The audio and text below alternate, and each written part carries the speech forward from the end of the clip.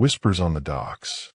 The canals of Amsterdam shimmered under a thin veil of mist, the air heavy with salt and the scent of rotting timber. The docks were deserted at this hour, but the shadows between the masts and crates seemed alive, shifting and whispering just out of earshot. Sailors who worked these quays at night spoke in hushed tones of a ghost ship that appeared when the fog rolled in, a vessel with tattered sails and lanterns that burned with a cold, unnatural light. Jan, a young deckhand, had heard the story since childhood, tales of sailors who went aboard and were never seen again. Tonight, curiosity and the need for coin brought him to the edge of the water. He leaned against a weathered post, the fog curling around his boots, and listened. The whispers came first as faint murmurs, indecipherable yet eerily familiar, like voices of old friends long dead. From a mist emerged the shape of a ship, its hull blacker than night, sails snapping with a wind that did not reach the docks. Lanterns swung from its rigging, casting light that danced on the water but did not illuminate the deck. As the vessel drifted closer, Jan could see figures moving, sailors, but their movements were stiff, unnatural, and their faces pale and hollow. A sudden voice, soft but clear, rose above the lapping waves. "Come aboard. Come see what lies beyond the tide." Jan's heart hammered in his chest. Something in the tone was intimate, almost coaxing, yet tinged with menace. He felt drawn forward, toward the gangplank, as though invisible hands beckoned him. The water around the ship shimmered with ghostly reflections, each ripple showing sailors who had vanished years ago, their mouths opening in silent cries. A cold wind rolled in, tugging at his coat, carrying the scent of brine and decay. The whispers multiplied, layering on top of one another, a chorus of lost souls calling his name. Jan realized that every story he had ever heard about the ghost ship was true. Somehow, it waited for him, and the first step onto the gangplank felt inevitable. Jan's boots hit the gangplank with a hollow thud, and the whispering intensified, curling into his ears like a tide of voices. Each plank groaned under his weight, though he felt light, almost unreal. The figures aboard the ship moved slowly, methodically, as if bound by some unspoken rule. Their eyes, pale and glassy, followed him, mouths opening slightly, yet no sound escaped. A chill settled over Jan's shoulders, colder than the night air. The lanterns swayed above the deck, casting shadows that stretched unnaturally, clawing at the timbers.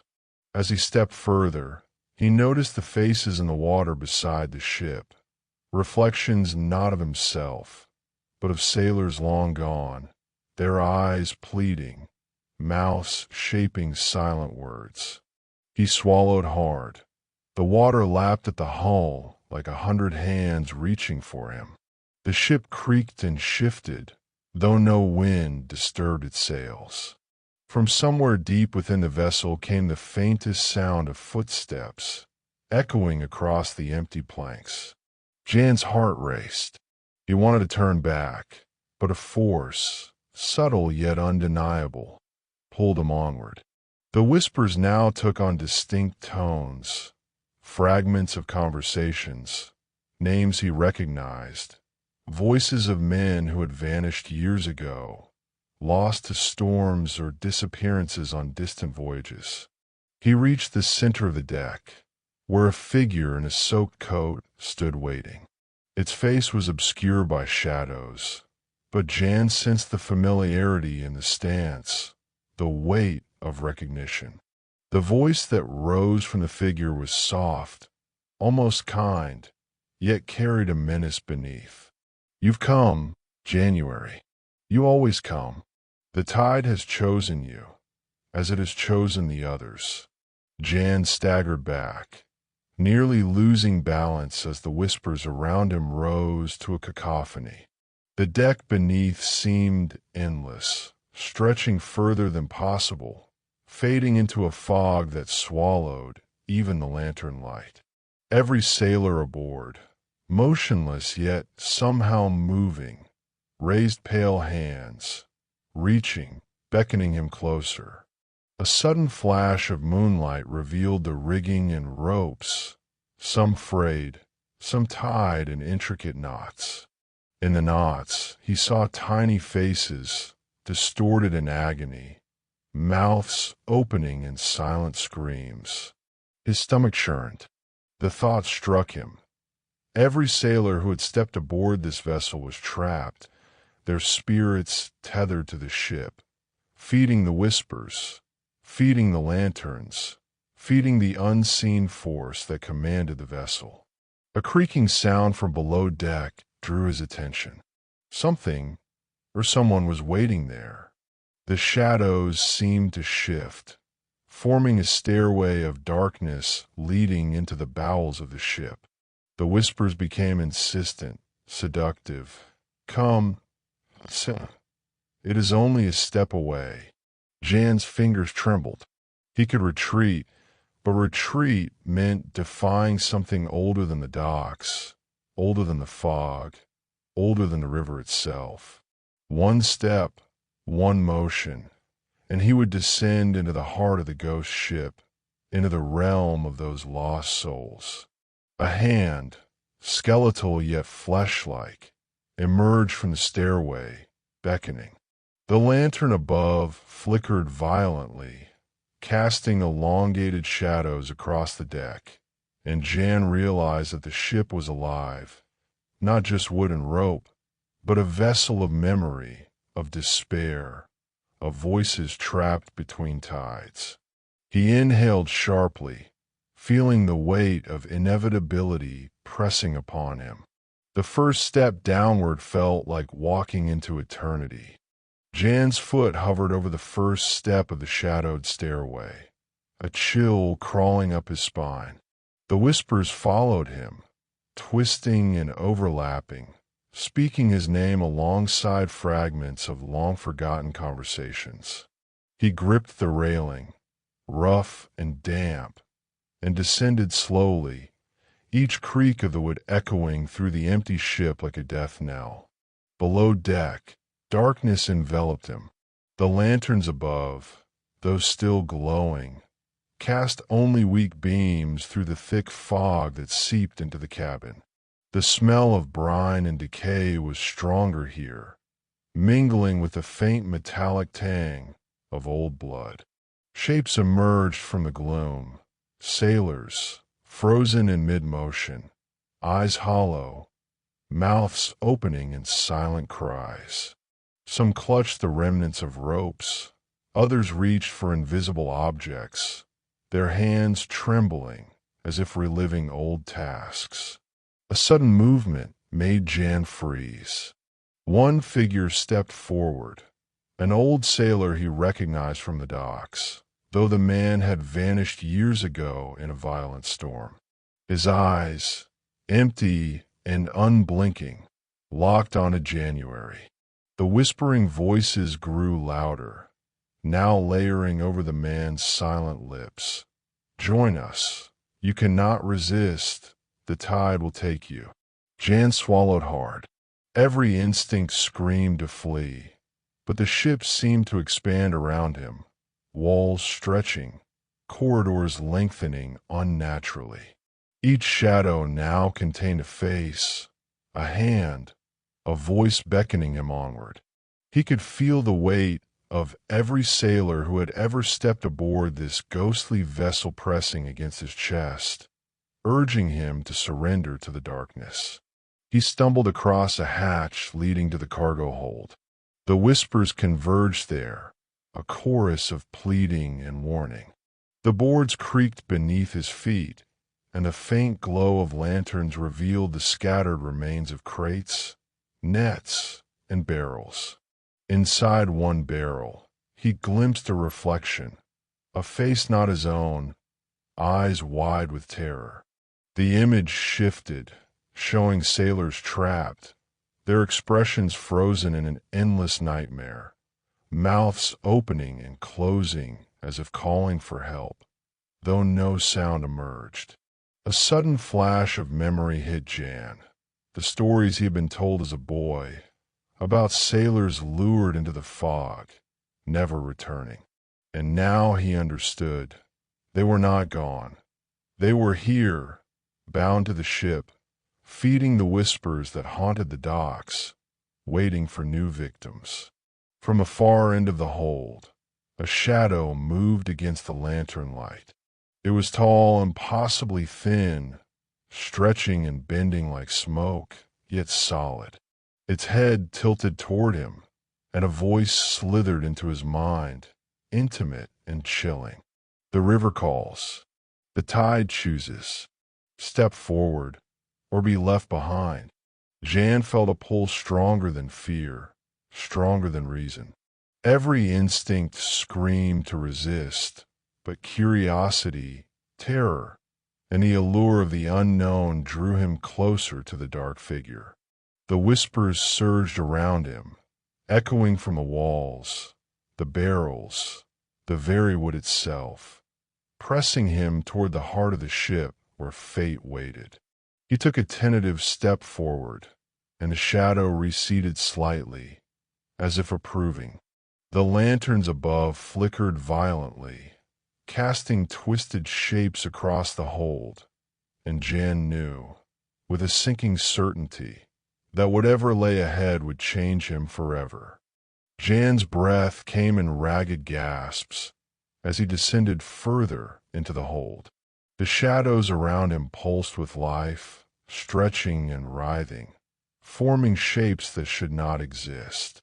The whispers had grown into a roar, layering voices of the living and dead, familiar and foreign, all merging into a single command. Come closer. Join us. The tide will claim you. The tall shadow at the far end of the hole began to move toward him, gliding across the planks with a silence that made the creaking of the ship seem amplified. Jan's mind screamed to flee, yet he felt rooted in place, as if the wood beneath his feet had grown roots into his own body. Every sailor's hollow gaze seemed to bore into his soul, compelling him to obey. A sudden gust swept through the cabin, extinguishing some lanterns while others flickered violently. The shadow elongated, coiling around the remaining light, feeding on it, bending it to its will. Jan stumbled backward, crashing into crates and barrels, the smell of brine and decay choking him. Yet the pull was irresistible, tugging at his chest, wrapping around his ribs like cold hands. He realized with a sickening clarity that the ship was alive, not merely a vessel, but a sentient prison of souls. Each sailor trapped here had become part of its will, their whispers a conduit to ensnare others. Jan's own name echoed endlessly, carried on every wave of the chorus, binding him tighter. From the corner of the hold, the skeletal hand of a ghostly sailor emerged from a barrel, reaching for him. Jan stumbled back, heart hammering, yet he could see more hands, more faces, all stretching toward him, silent yet demanding obedience. He thought of the docks he had walked so many nights before, the mist curling over the water, and realized the river itself conspired with the ship. The shadow approached, taller now, its shape flickering between human and something else entirely. Its voice rose in Jan's mind, intimate and commanding. Step forward, Jan. It is inevitable.